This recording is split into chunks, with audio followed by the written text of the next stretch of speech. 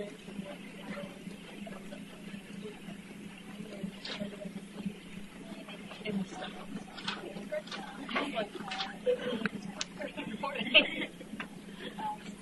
right, so we're up to Grant as President of the United States. Grant is going to be elected President of the United States mainly due to the fact that he is a war hero. He was the Lieutenant General, the first Lieutenant General since George Washington to get that title. And he is Lieutenant General, highest ranking commander, or highest ranking general in the United States military. Now, one of the problems you have when you elect somebody who has spent their entire life, or in Grant's case, most of his entire life, in the military, is that they are used to how things are done a certain way. All right? In the military, if I am your general, I tell you to go and do something, and you're like, I don't want to do that. And I find out about it, you can be court-martialed and ultimately shot. So you want to do it. As president in politics, if you choose not to do something, and the president says, go forth and do, and you go, the worst thing you can do is fire you. But because the government is so huge, it's hard to track down where something, communication breaks down and something isn't done. So the problem here is that he has never had any experience in the political sphere, so everything he's used to doing is ordering people to do it, and it gets done. It doesn't work that way as president. He was a very poor judge of character. He had a tendency to be kind of dazzled by wealth and opulence, and if somebody who was rather wealthy came up to him and tried to give him some advice, he had a tendency to believe that. Like, oh, okay, that's fine, yeah. Because that's what he was used to. I mean, that he's like, well, that person's rich. They got that way for a reason. I should listen to them. Okay? Not always is that the reason you should listen to people. And when he did make friends, he had a tendency to support them no matter what. All right? Kind of like, trying to think of an example of somebody who's notorious past. Okay, let's do this one. Miley Cyrus. All right? She was engaged to be married to Liam Hemsworth. Is that the right one? Okay. And then she goes on the VMAs and, gets all Miley. And Liam drops her like a bad habit. Sorry. And Liam would say, well, I love you anyway. That's okay. This is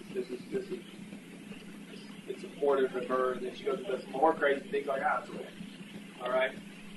Never realizing that some of the things that she was doing, or they were doing, his friends were doing, back to Grant, were not good, and they were bad, and they were harmful to his administration and to themselves. And then ultimately, he continued to support them. So, when I say he's not qualified for office here, I'm not talking about the 35 years of age, have to live in the States for 14 years prior to an election, and has to be a native-born American. You know what that is? What's the difference between a native-born American and a naturalized citizen? Naturalized is not born. That's right. Naturalized is somebody who goes through and takes the citizenship test to become a United States citizen. All right? Now, he met all those qualifications. I probably didn't change that statement. But when I say he's not qualified for office, he doesn't have the political pedigree that leads him up to this spot in his to get to the presidency. His first elected position is that of President of the United States. Okay? And he kind of sets the bar a little high for being able to accomplish something. Now, another problem that he has is at this time period, we are still operating under the spoil system. And the spoil system is used for choosing people to hold bureaucratic offices in our executive branch. What happens ever since Jackson was president is a president would come in and would kick out people that he didn't like. And then he would appoint them with people who had supported him for office. This is called the spoil system. To the victor go the spoils. All right? Now the problem is that that is not necessarily the best way to choose people to work in our government. Today, how many guys ever took the ASVAB test? I think ASVAB test, and it tells you, this is what you're rated for, this is what your competencies are for. When I took it, I was a junior in high school, I said you should be a DJ. Like, well, gee, thanks. I was kind of hoping an attorney. No, you should be a DJ. Right. So, what that does, and the civil service test is what we have today, tells you this is what you should do. This is what you are competent for. It's a lot better than what they had back then, and just, hey, I donated to your campaign, give me a job. By the time that we get into the late 1860s, it is evident that the bureaucracy is very corrupt and that the spoil system is putting the wrong type of people into position. But Grant doesn't see a problem with it. He says, if there was a problem, Congress would do something about it. It is not up to the president to lead in a manner that Congress doesn't say is a problem. He says if there's a problem, Congress would pass legislation saying we need to reform the civil service. Congress does not, so he says there's no problem. Okay? So your house is burning. Fireman shows up and says, it's not burning. You're going to listen to him, right? Or you're going to go grab a hose and try to put your fire out. The fireman's not. Hopefully you're going to try to put the fire out, right? So he doesn't see a need for that. We'll come back to it.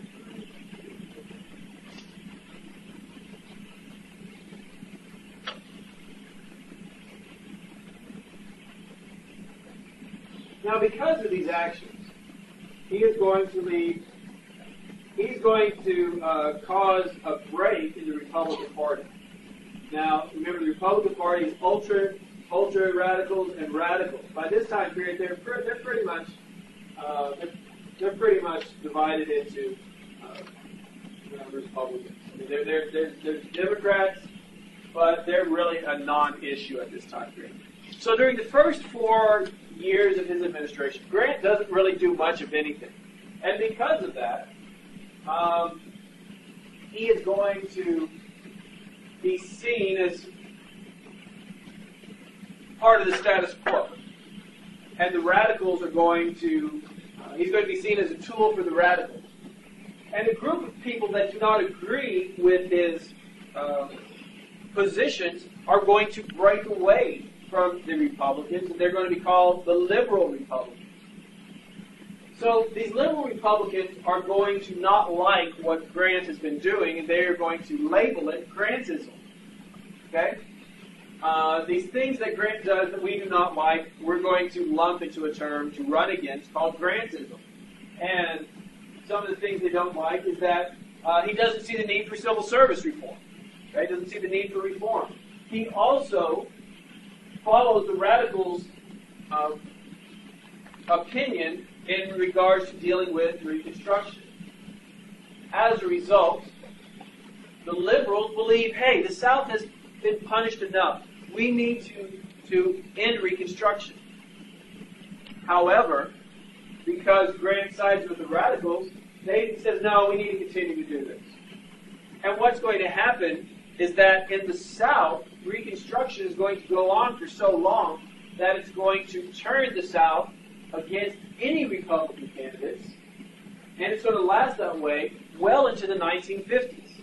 In Texas, it's going to be 1976 until another Republican is elected governor of the state.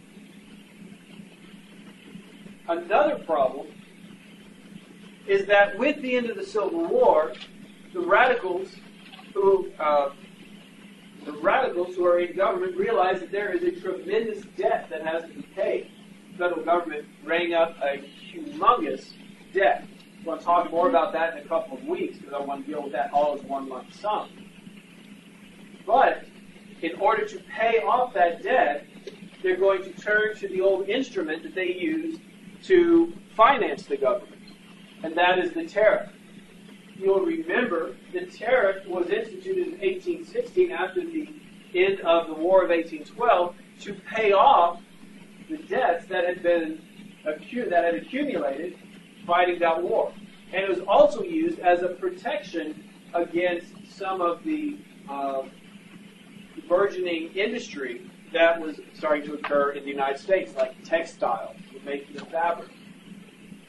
Now, what happens in government a lot is something that is designed to be temporary. People start living off of, okay? So, like an example I've used before is that if I'm a soda water manufacturer, and it costs me $1.50 to create my Coke, my version of Coke, but England can import their Coke for 88 cents, which one are you going to buy? Mine, which is made in America, or the one for 88 cents? You're going to buy the one for 88 cents. Now, eventually, what's going to happen is that you're going to be able to make your product cheaper, because that's just how life is. Eventually, the startup costs are going to be paid off, and you're going to be able to make more money. And it's going to be cheaper for you to make your product. So I'm going to be able to start making my product for about for about 88 cents too. But see, we enacted a tariff on those Cokes that were imported, and those Cokes were being sold for $1.75 that were coming in from England, and mine was $1.50. But now I've been able to get my costs down that I can do it substantially cheaper, but I'm still marketing it at $1.25. That's pure profit. That tariff is giving me pure profit. I am benefiting from that tariff in a way the government didn't see at the beginning. Now, that tariff doesn't go away because I want to keep it there. I want to keep it there to protect my business. You follow? Who in here got an Xbox One for Christmas? Nobody? I want one. I don't want to pay $500 for it. Eventually, what will happen? How much will they be in about 3 years? About $100, $150. I'll get one then. Why are they so much cheaper? Because right now, Microsoft is having to spend the money.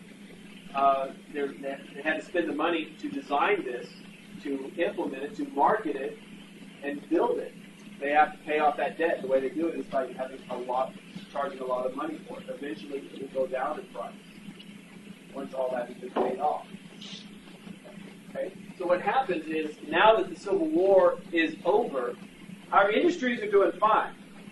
But what happens is, these tariffs are going to be brought back.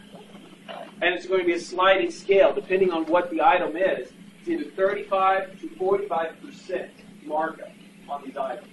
So if it's textile, it might be 35% markup on imported goods. But if it's iron, it might be 47%. Depends on whoever is in Congress, their supporters, they say it is. The liberal Republicans are going to say, well, we don't like this. This is not good. We're going to set a tariff. It should be a certain price, and we're done. Or no tariff at all.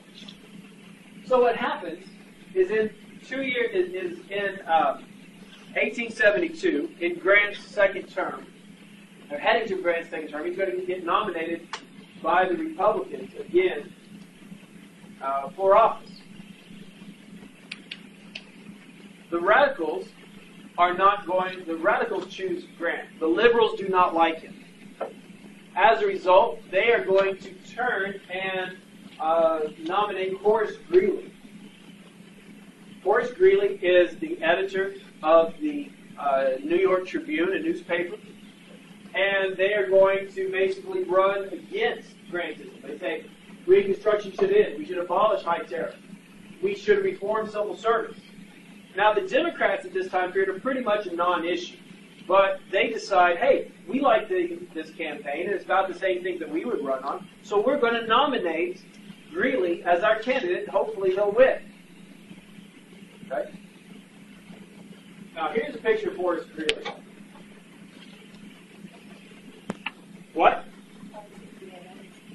No, it's not.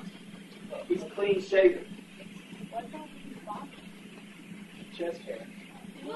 Stop it. Coming out. No, it's not. Oh my God. No. That's real. That is real.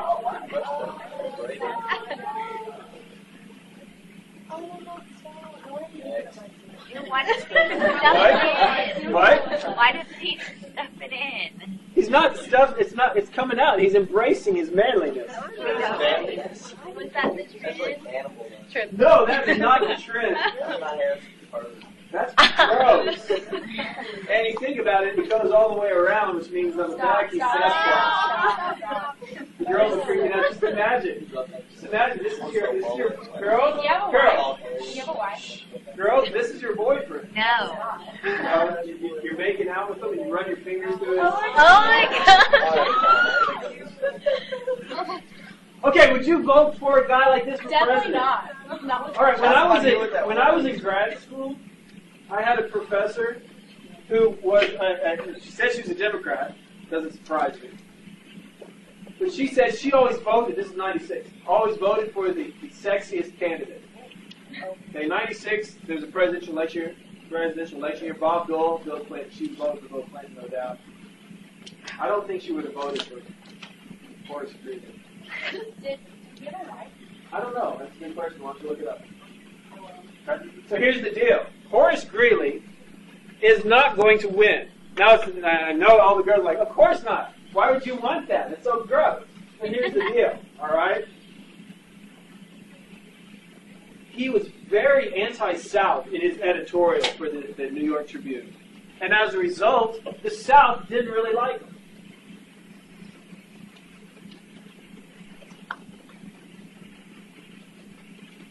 Where are the Democrats? In the South. And the Democrat, and he talks bad about the South all the time. What's going to happen?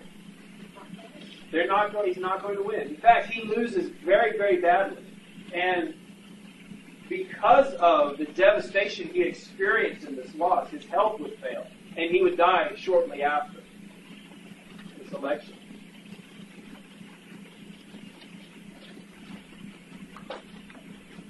Yeah, I don't know what's up with that. I found that yesterday when I was working on my lecture. I was like, that is so gross. Why would you even do that? I don't know. I mean, beards are popular at that time. Really, Grant is going to change beards because his beard was very close cropped, and that really changes how people like beards. If you've ever seen any Civil War movies, they have these really almost Duck Dynasty beards going on, and Grant kind of changes that. But the whole neck thing, that's just.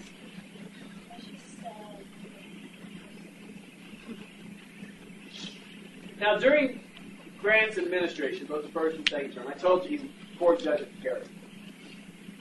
One of the things that's going to happen is that there are going to be 6 major scandals during his administration that really kind of do the radical Republican thing. The main one we're going to talk about is known as the whiskey ring. The whiskey ring was exposed in 1875. And what was happening was the Secretary of the Treasury, Benjamin Barstow, was working with federal tax collectors in St. Louis, other areas known for making whiskey.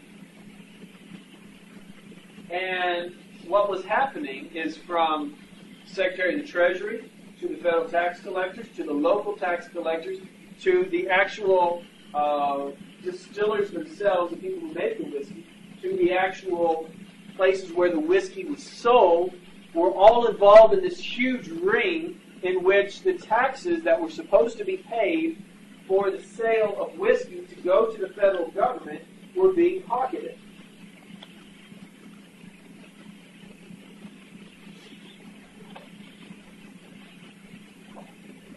Eventually, it comes out. Millions of dollars have been filtered from the federal coffers. 110 convictions will be made. from this whiskey ring, and only $3 million would be recouped.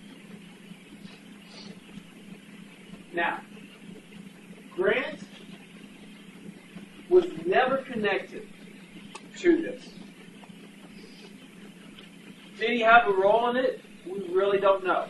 I would say probably not, because he was the type of person that was like, whatever you're doing, fine, good, just go ahead and do it. Because, again, the thought that somebody could do something they're not supposed to do usually doesn't happen to a military man. I say you go and do what you do. Nothing is ever connected to him in that regard.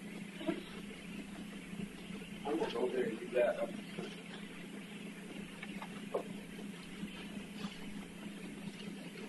Now let's look at foreign affairs since the Civil War.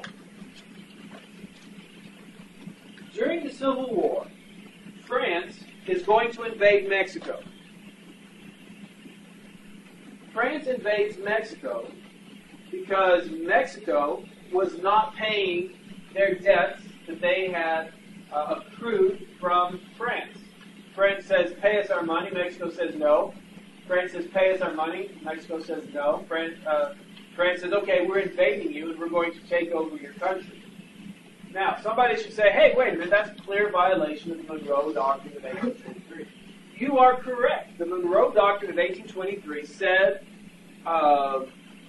that the Western Hemisphere is off limits to colonial settlement or involvement. And if a European power has a problem with one of the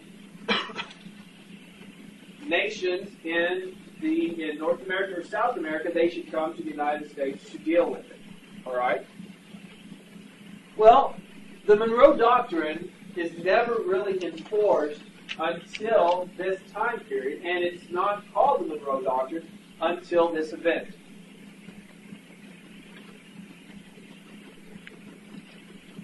France, at this time period, has fallen back into an empire. You remember they went from being a monarchy to an empire to a monarchy again. Well, now Napoleon's grandnephew, dubs himself Napoleon III, is now Emperor of France. And he's the one that invaded Mexico. And when he invaded Mexico, he established a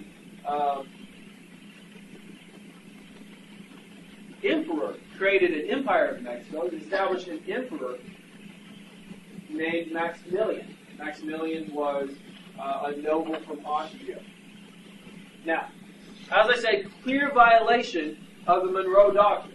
However, we were a little bit busy at the time fighting the Civil War. So we knew about it, but it was not as pressing as it could have been.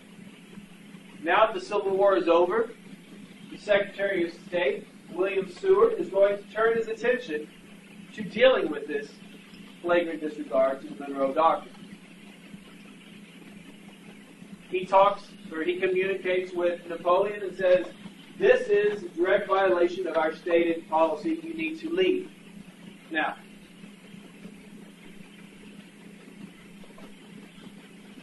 three things prevented Napoleon from accomplishing what he wanted. One, Prussia, which is to the east of France, which was renowned for their soldiers, is not liking France's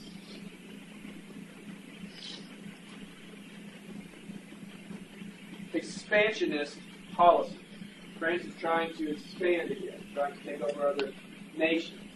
Prussia is saying, we're ready for you this time. Russia with a P.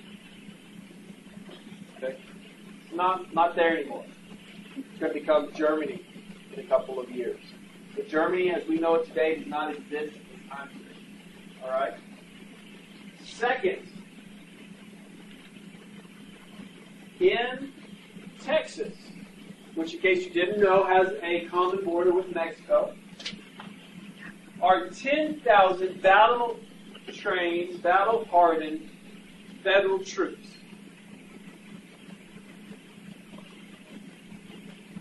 that are willing to go into Mexico if necessary. Maximilian was never accepted by the Mexican citizens. And if war came, Napoleon realized that his supply line to fund any troops, to supply any troops in Mexico involved in a battle with the United States would have to come from where? Come from France.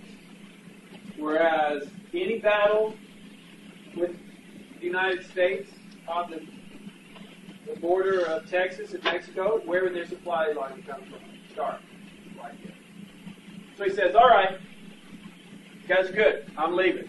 Pulls out. Leaves Maximilian on the throne. The Mexicans rebel, pull him off the throne, and stone him to death. What? Stone Maximilian, yes. Now, in addition, Seward is going to make one of the biggest land purchases in the history of the United States. And that is in 1867, he purchases Alaska. For Alaska, they purchased from Russia for $7.2 million. $7.2 million. They got 586,412 square miles of land. Wait, how much? A lot. Over 500,000. 7.2 million. Do the math.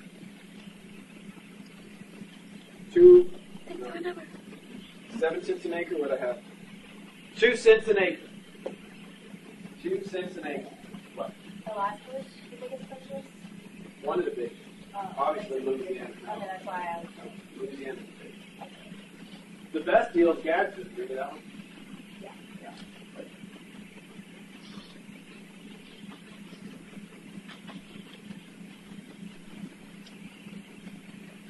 Now, it would not be until 1881 when in Alaska that an actual territorial government would be set up.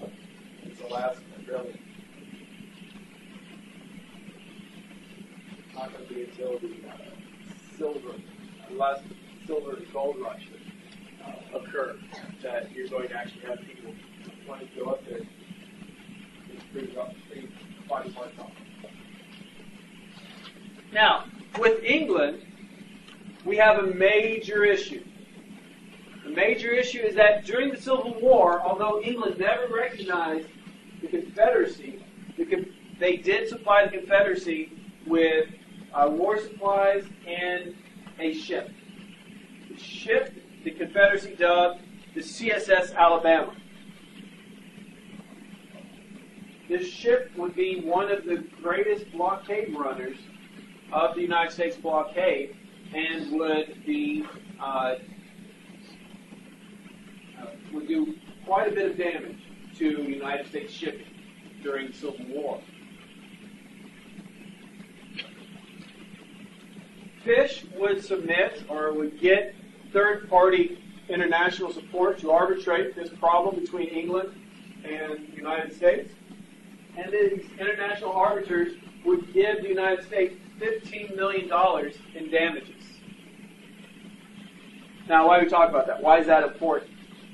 Well, War of 1812 is the last time that the United States and England would fight a war. You will remember, after that, we signed a lot of treaties with England. Pretty much saying if we have issues, we're going to settle them peacefully. This is an example of that. We don't go to war with England ever again, and this could have been reasoning to go to war. Okay? Because they provided our enemies weaponry that harmed us. But it doesn't come to that. We're now going to turn our attention to some of the expansion that is going to come after the Civil War. And if you remember from 1301, the colonies, you know where they're at. settle on the eastern seaboard. Yes? Okay? And then more people come, and what happens? People move west, right? And they move west, and they move west. And then what happens in 1763, the French and Indian War ends, and we get this huge chunk of land from the Mississippi over to the Appalachian Mountains, so people can move there. England says no, but we do it anyway, because we don't want to keep all this stuff. Then, once we become our own independent nation, 1803, we get Louisiana purchase all this area, everything that flows into the Mississippi River. And we expand all there and kind of go around Texas. But then in 1836, Texas rebels against Mexico. And what? Its own independent nation. 1845, what happens? Texas becomes part of the United States. So we get to about right here. Is that safe to say that agreement? Is all in agreement with that? That's all we are. And then Mexican-American War hits, and what do we do? Where do we go? California, we settled in California, we settled in Oregon, we settled in Washington. Correct? Right, remember 5440, you're fighting. Polk says we're going to fight unless we get 5440 from England for the Oregon Territory. England says, how about 49? Polk says, cool. All right? But what about this area right here? What about this area? What's there? Well, as we pushed west, we also pushed a people group west. That people group is the Native Americans.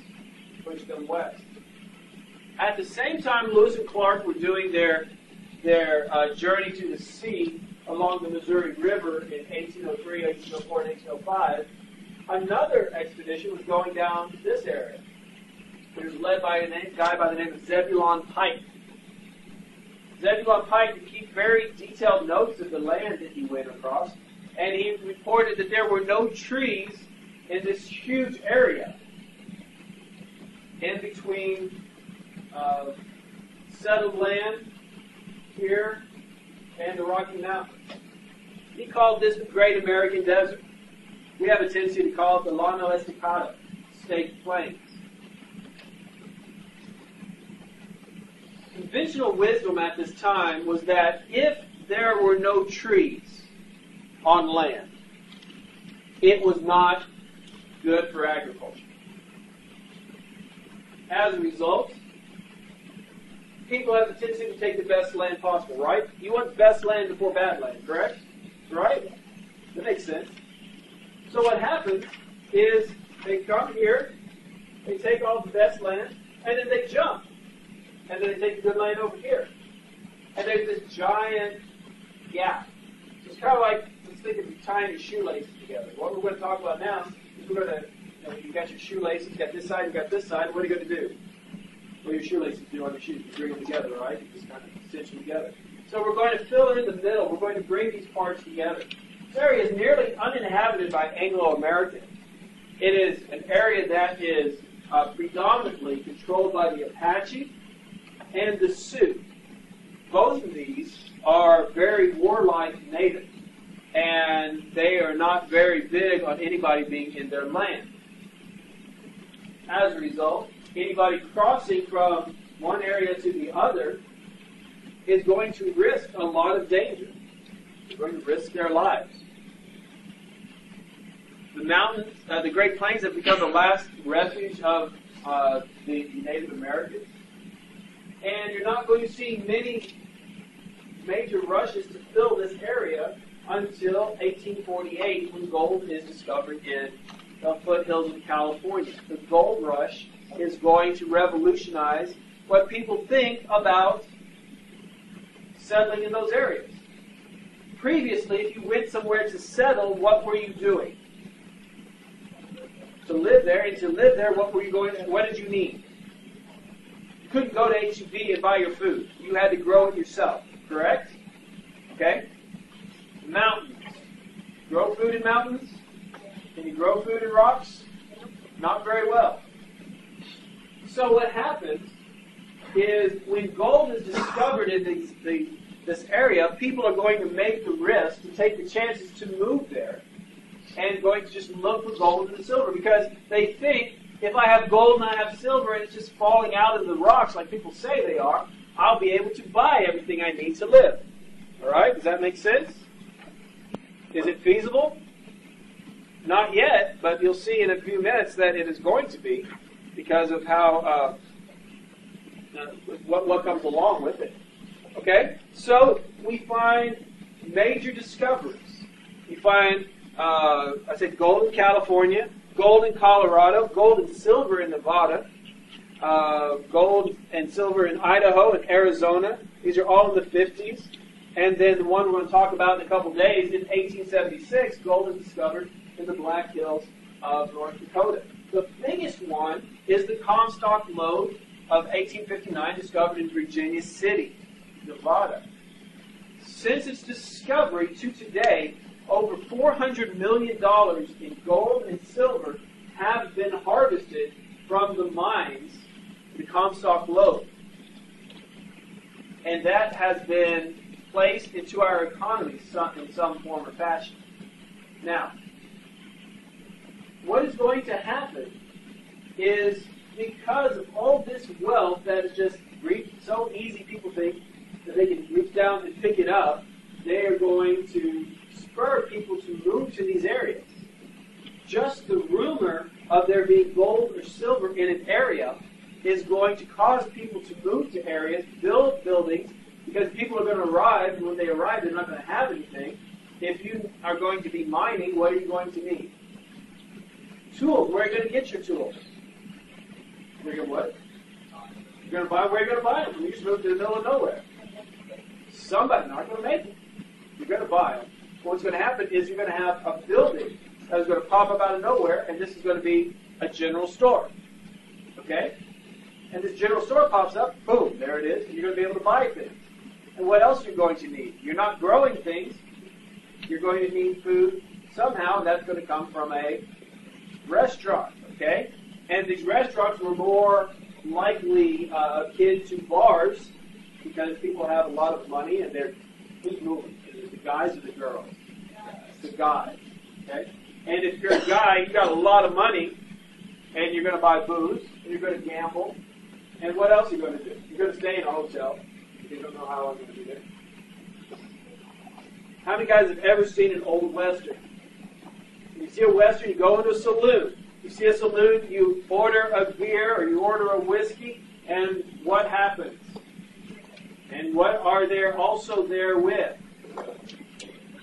Who are there also? Okay? They're women.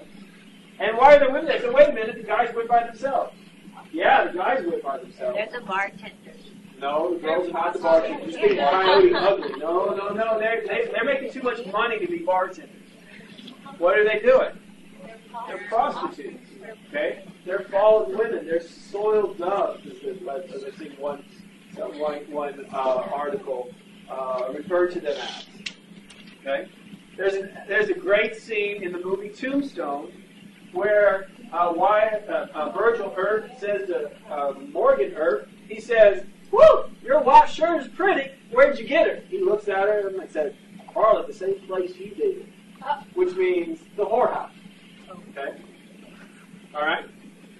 So what happens is people move there. You have the brothel, you have the saloon, you have a hotel, you have the general store, and then what happens is there's nothing there. There's no gold and silver there. So what happens is people leave. And the entire place is just left there. One day it's a booming town, and the next day, boom, it's gone. Same thing happens in Tombstone when Wyatt Earp arrives. You guys see the movie Tombstone? Excellent movie. I recommend you go see it. Okay? I think it's on my movie review list. And it says, and Johnny Behan shows up there and says, "Oh, Wyatt Earp, good to see you. This is a big town. It's not going to be like those other places. This is where we're going to find the gold and the silver. It's going to where it's just going to fall out. It'll be a major metropolitan city." And what is Tombstone known for? The OK Corral. That's it. Okay? There's no gold, there's no silver there. It would be a ghost town except for tourism. What happens is these ghost towns appear everywhere.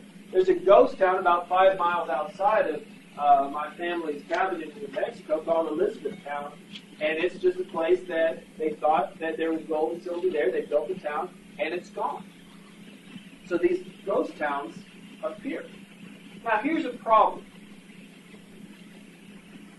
$400 million of money has been put into the economy just from this one load, this one place. What's the problem there? What's the problem there? Okay, they're just wasting money. Let me do an example. See if I can do this without getting shot. Wow. This is a $20 bill. Ooh, seems like that's a lot of money. Okay. You eat for a long time on it. How many $20 bills are there in the economy? Okay, a lot. They don't know. They don't know. All right. This is why you're shooting. This is a $50 bill. Okay. Somebody said I didn't know they made those. College students, wait till you get out and start reading. All right. How many of these are there in the economy? More or less than 20? Why are they less than 20? Okay, so the bigger amount. So what? So people would have more 20s and 50s. Why? Because people are poor. Because in order for an economy to work effectively, there has to be a control on the economy. If there's not a control on the economy, you're going to set off recessions and depressions. All right? Okay? Because there's too much money in the economy. If there's too much money in the economy, your $20 bill becomes worthless. Okay? Your $50 bill. So therefore, we have an entity called the Federal Reserve that controls the economy. And you'll hear you listen to the news and you say the Federal Reserve is curtailing credit. They're controlling the interest rates. What they're doing is they're pulling money. They're saying we're going to try to make you hold on to your money a little bit tighter.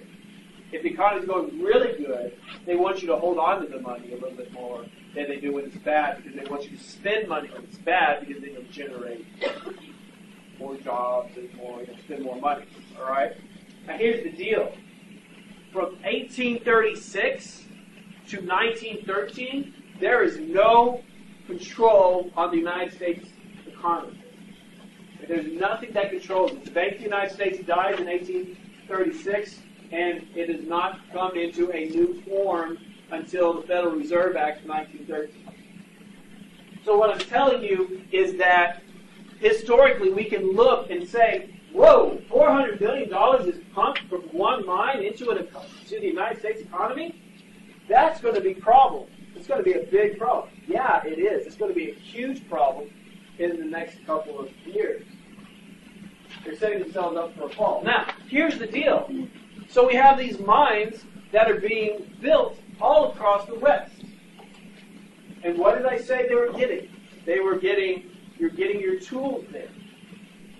And you're getting your food from there, because you can't grow stuff in the mountain. You're getting if you've ever tried to build something with wood, I'm pretty sure you didn't go and chop the tree down and plane it yourself. Okay?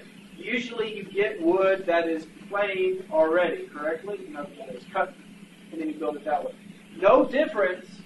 There's no difference then and now. But how do you get that stuff? How do you get the things that you need to survive? Today, drive down the road, what do you see? You see this big old semi-trailer going down the road. It says Walmart stands on it. Kroger. What's in it? Some type of food, some type of goods. Okay? 18-wheelers don't exist. The number one way you get stuff at this time period is trains. Okay. Now, trains were invented in England, 1790s, come over to the United States in the early 1800s.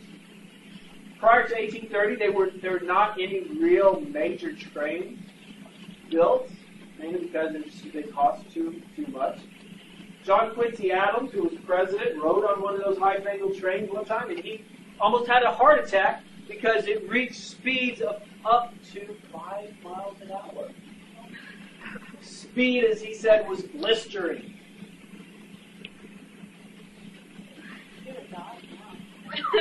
Yeah. Talking about a high-speed rail from Houston to Dallas that comes through here in like 70 minutes. It's supposed to be here by 2020. before the Civil War, most of it was built in this area, Northeast. Why? Because Northeast has always been very heavily in shipping. And so you got to get the goods that are coming in and coming out to the people. Instead of putting them on wagons and taking forever, you put them on trains.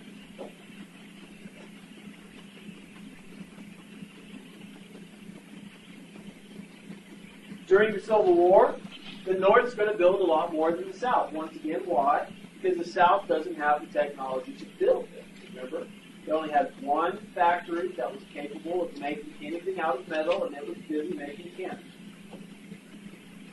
One of the reasons why Sherman's neckties were so effective, because the South could not repair their lines. The only way they could do it was to do it through smelting it down and recasting it. Melting down and recasting it. When the Civil War erupts, the North is still capable of building, as you'll see when we talk about the Transcontinental Railroad in a minute. But there's a lot of limitations. There is no standard gauge of how long or how wide the rails are apart from one another.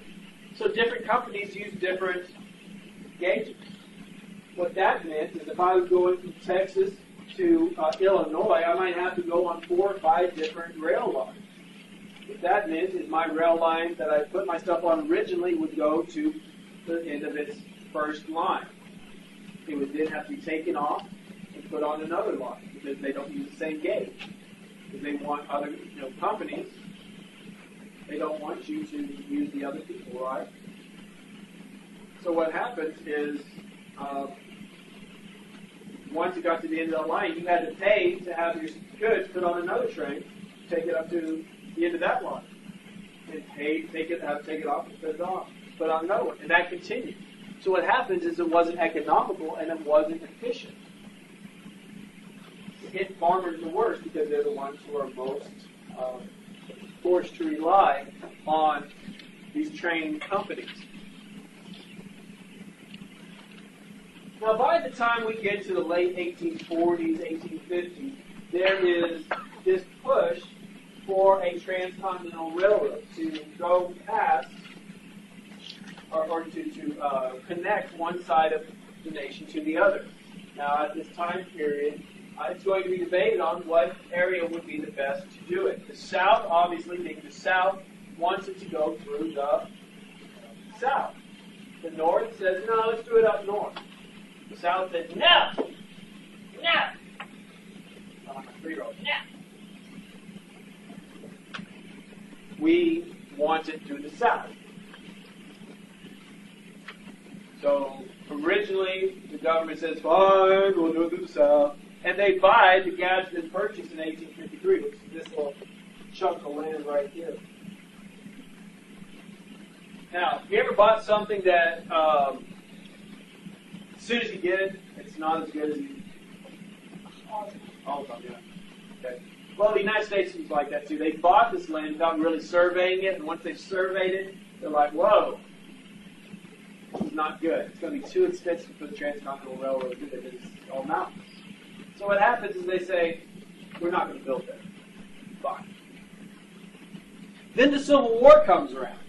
When the Civil War comes around, the South's not there to say, nah, we want it here. But they're, fighting. So the United States says, cool, we're going to build it now. And so they do. They build the Transcontinental Railroad, and they connect from Omaha to Sacramento. They use 2 different companies, the Union Pacific. I always think this is funny. The Union Pacific works from Omaha west, and then the Central Pacific works from Sacramento east. Now, why is it funny? Because if it's called Central, you think it's Central. You think that would be that group, but I always get it wrong. So I'm right this time. Central goes this way, Union goes that way. Now, where are you at? So what happens is there's this little thing going on when the Transcontinental Railroad started in 1862 called the Civil War. Because this little thing called the Civil War is going on, labor is a little hard to get. So both companies turn to using immigrants as their primary sources of labor. The Central Pacific, starting in California, is experiencing record numbers of immigrants from China. As a result, Central Pacific is going to employ a substantial number of Chinese. And there are going to be abuses galore. Central Pacific has to go through the Rocky Mountains, and as a result, there has to be some blasting to go through the mountains. And there are many reports of a foreman packing a cave with dynamite and saying to a Chinese person, "Here, take this and go light it." So you have this Chinese person running in, lighting the wick and hightailing it out of there, you know. Of course, does he make it? No. Foreman turns to the guy and says, "Hey, you know the Chinaman for the next charge." Not the word they use for it, I'm being nice. It's a rather vulgar word. To give you an idea, I'm not going to use this word disparagingly. I want to tell you about one of my favorite rappers growing up whose name was Coolio. Okay? You change Coolio to an E at the end, that's what you have to, what they call them. Okay? The other group, working from Omaha west, used Irish immigrants who were coming in at record numbers. Same thing. Didn't care if they were getting blown up or injured or hurt, because why? There's more that they can employ. This is before we had unions, before we had any form of, OSHA standards, what have you. So, this is a pretty big undertaking. One of the reasons it had never been attempted before is because it's exceptionally expensive. And in order for a company to have that amount of money, they'd be hard pressed to do this. So Congress decides they are going to encourage the companies when it comes to actually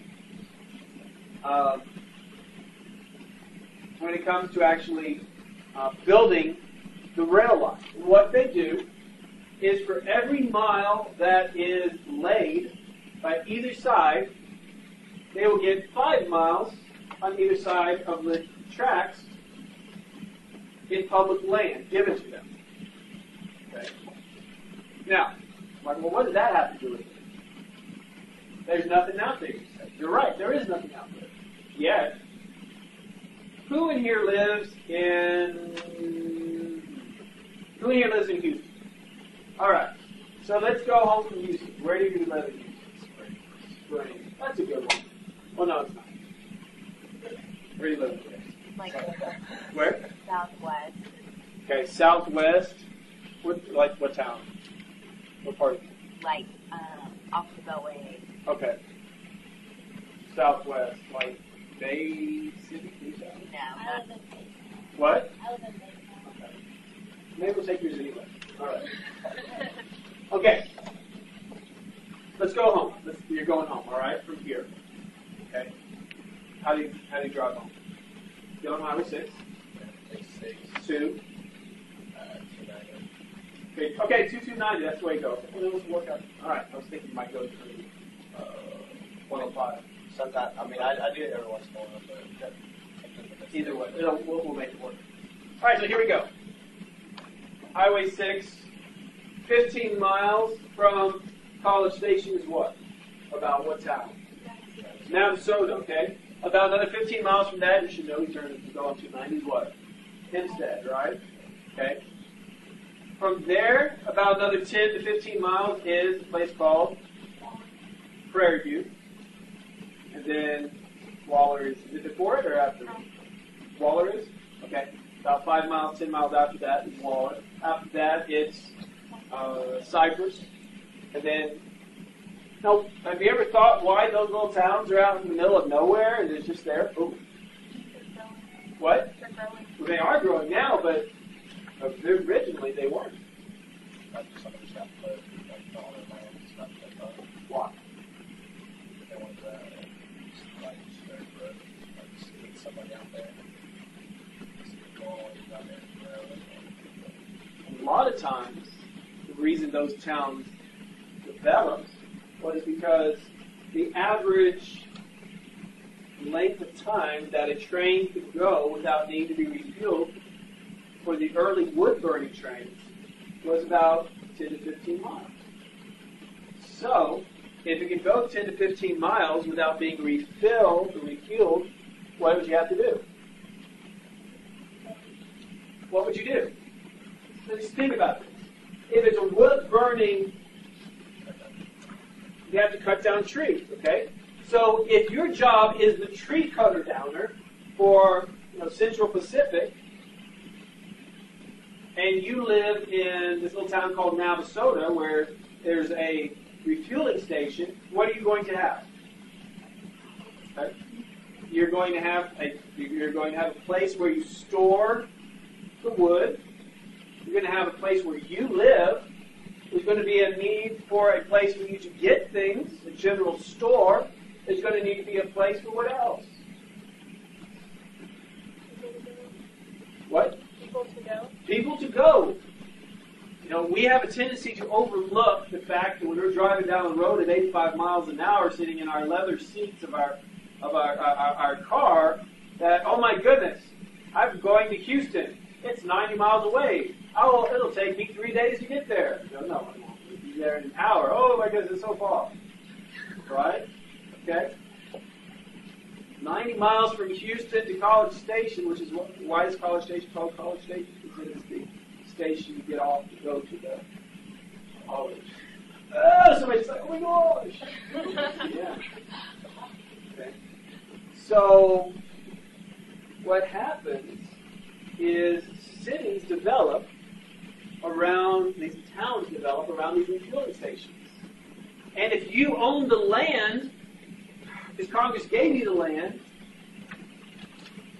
you get to sell this land to those people who to build their house, to build their general store, to build their hotel, to build their saloon. Okay? That's where they make their money. When we get back to my point, when you're sitting in your comfortable seats, railroads were bench seats, wooden bench seats, that took days, if not weeks, for you to get from point A to point B. Traveling at 25 miles an hour is the top speed. No shock absorbers. Yeah. Right. Uncomfortable.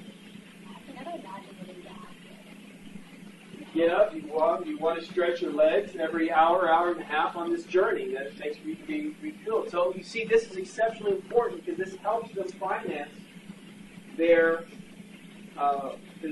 rail lines. For each mile, they got 5 miles on each side. Good deal. It's public land. Who cares? There's nothing out there but idiots. They don't matter.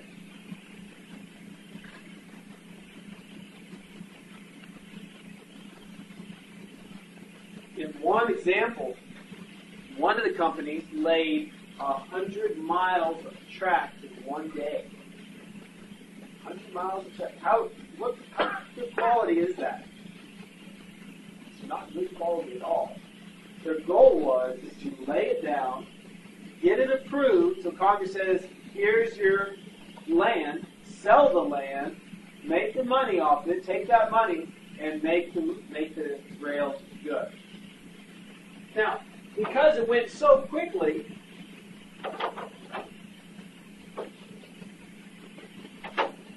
they bypassed each other. Congress didn't establish a fixed point to say this is where it ends. As a result, they worked past each other. Congress said, whoa, wait. You got to come together somewhere.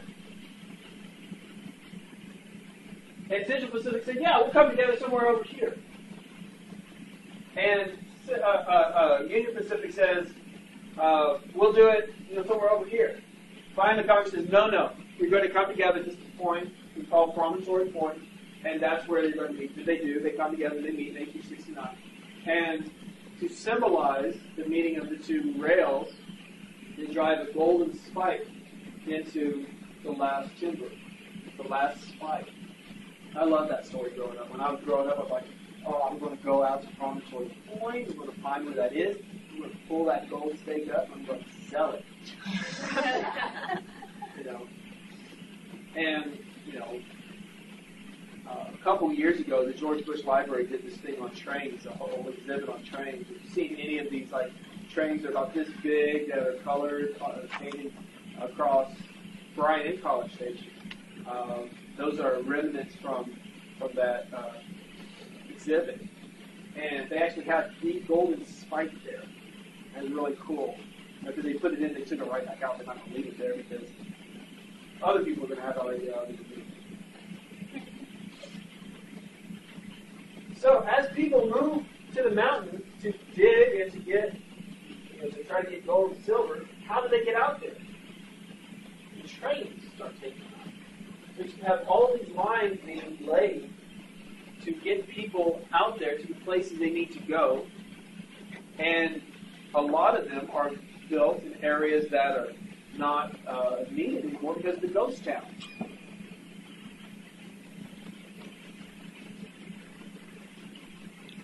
In the 1880s, there's going to be a host of developments that change how railroad travel occurs. The biggest one is the Pullman car. The Pullman car is a sleeper car. How many guys have seen the James Bond movie? All right. Come on. Liars. These guys aren't putting their hands up.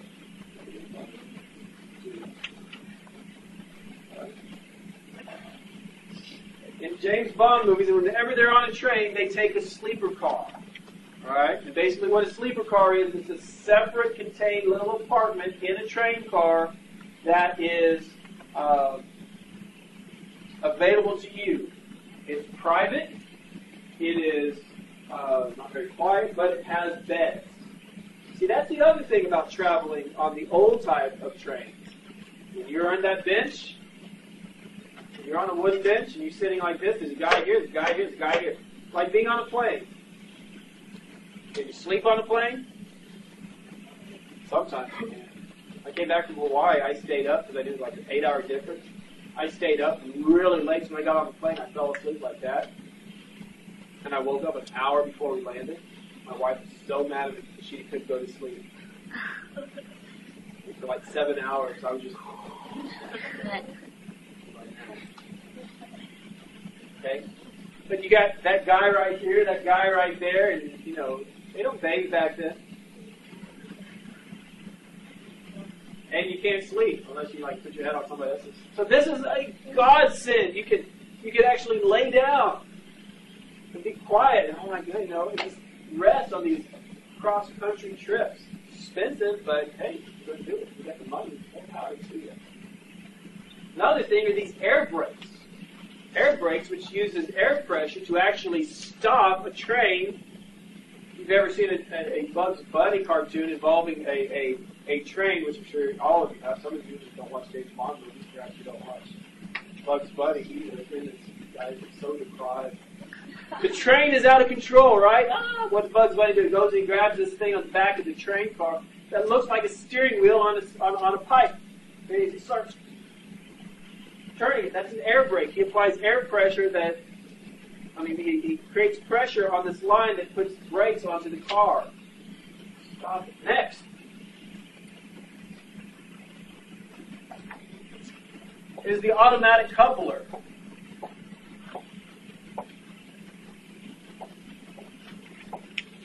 And the automatic coupler replaces this device that looked like this.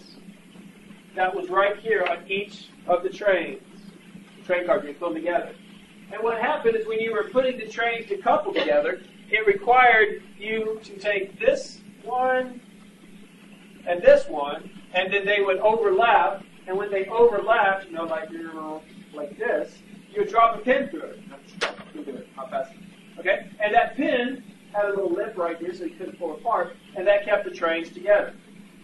In order to do this correctly, you would have a guy that stood right here for each train. And he was standing right there. I'm sure he's not smiling because this part of the train is connected to the engine and it's backing up. All right? If you've ever seen trains stop, you know they don't. Okay? So his job is, as they're coming together like this, is to drop it right at the right time and then jump out of the way, because if it misses, that train's going to keep going, and what's going to happen is this guy is going to be splat. Okay? So his job is to drop it right at the right time, and if he doesn't drop it right at the right time, or if it's off and he tries to jiggle it around, oh, my finger! Ouch. Actually, ouch. Works better that way. Okay? So what happens is this new device is created, and you guys ever had a Christmas train of Christmas? It goes around the Christmas tree. Or had a train growing up. You know somebody does. The automatic coupler is created, and that's what they have there. It's just these two devices that look like this. And what happens is they back them up, and they hit, and the part right here that is represented by the tips of my fingers bend inward. Okay? You go, and they clasp. And once they clasp, you can't pull them apart. Okay? Now what happens is when there's tension on it, you can't pull them apart, but when they're slack, they pop off like that. Follow? So like this, it's good. Like that. Revolutionizes how you how we can make it much more safe how trains are used. Next is the creation of standard gauge. Federal government says in 1886 that the standard gauge is 4 feet 8 inches, 8.5 inches. All right, that's not a test question. That's just, parents call you up and say, "Hey, what'd you learn today?" "Oh, standard gauge for all railroads, 4 foot 8 inch and a half." Started 1886. Now, what's good about that? What? Lines can be connected. Still, you're going to run into problems in that so and so. I don't want that person's line. I don't want to train on my line. That's not right. I paid for that line. That's my line.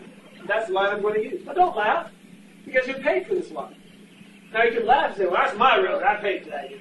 Now, that's different, because our taxes paid for that road. Who's paying for these railroad lines to be created? The people who are paying for these railroad lines to be created are individual investors. All right? So, it is a valid point. Next, creation of time zones. Time zones are going to be created in 1886. You're going to have the Eastern, Central, Mountain, and Pacific time zones created.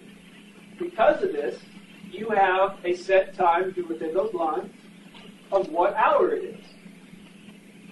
It used to be whatever time you had on this coast, this guy had on this coast, could be nowhere near each other.